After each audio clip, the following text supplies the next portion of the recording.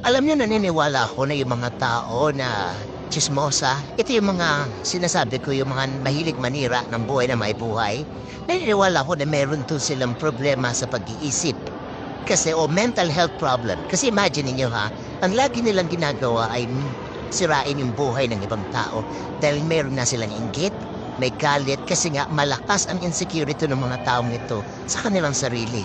Kabaliktaran to ng mga taong normal ha, yung mga taong matikino ang pag-iisip.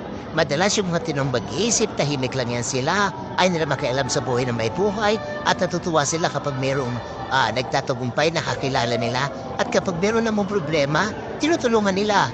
Kaya ang payo ko sa inyo ha, lumayo kayo sa mga ganyang klaseng tao. Kasi kapag lagi nyo kasama yan, eventually mahahawa kayo niyan. Parang laso niyan eh. Magkakaroon din kayo ng poison sa sarili nyo. Gagawin nyo rin yung pangit namang ugali na yan. So maging mabuting tao, maging mapagmahal kasi